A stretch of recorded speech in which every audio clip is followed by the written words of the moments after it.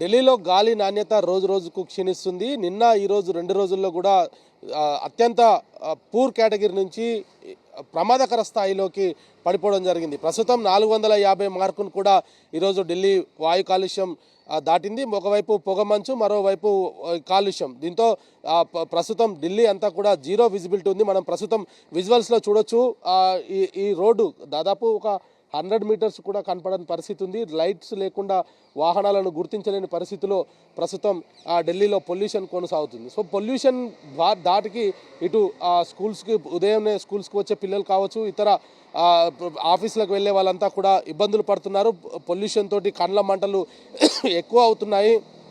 Two wheeler పైన, ముఖ్యంగా two wheeler పైన వచ్చే వాళ్ళకి ఒకవైపు చలి, మరోవైపు పొల్యూషన్ తోటి ఉక్కిరి బిక్కిరి అవుతుంది.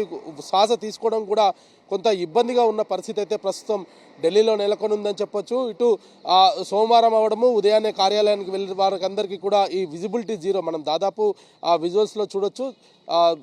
100 మీటర్లు కూడా కనపడని పరిస్థితి మనకు చాలా స్పష్టంగా కనపడుతుంది. వాహనాలను గుర్తించలేని పరిస్థితి, కేవలం లైట్స్ని మాత్రమే గుర్తించి ముందుకు వెళ్లాల్సిన పరిస్థితి అయితే ఢిల్లీ అంతటా నెలకొంది. ఇది 450 మార్కు అయితే దాదాపుగా మనం ఢిల్లీలో గత కొద్ది కాలంగా కూడా నమోదవుతున్న ఈ యొక్క పర్సంటేజ్ చూస్తే కనుక ఈరోజు అత్యంత దారుణంగా అయితే ఢిల్లీ వాయు కాలుష్యం అయితే ఉన్న పరిస్థితి అయితే కనపడుతుంది. 452 అన్ని ప్రాంతాల్లో కూడా, ఇటు ఐటీఓ, ఇండియా గేటు, అక్షర్ధాము, ఇంకా ఇతర ప్రాంతాల్లో కూడా 450 మార్కులు అయితే పూర్తిగా దాటిన పరిస్థితి అయితే కనపడుతుంది. మరి దీంతో కొంత చిన్నపిల్లలు, వృద్ధులకు కొంత జాగ్రత్తలు తీసుకోవాలనేది కూడా వైద్యులు సూచిస్తున్నారు. ఈ శ్వాసకు సంబంధించిన వ్యాధులు ఉన్న వాళ్ళు బయటికి వెళ్ళకపోవడమే మంచిదని చెప్తున్నారు. ఈ ఆస్తమా లాంటి రోగులకు కూడా కొన్ని కీలక సూచనలు వైద్యులు చేస్తున్న పరిస్థితి ఉంది. ఒకవైపు చలి పెరిగిపోవడం, మరోవైపు వాయు కాలుష్యం. ఈ రెండింటి ద్వారా ఏదైనా ఈ శ్వాసకు సంబంధించిన వ్యాధులు ఉన్న వాళ్ళు ఇంట్లోనే ఉండాలి, తగు జాగ్రత్తలు తీసుకోవాలని కూడా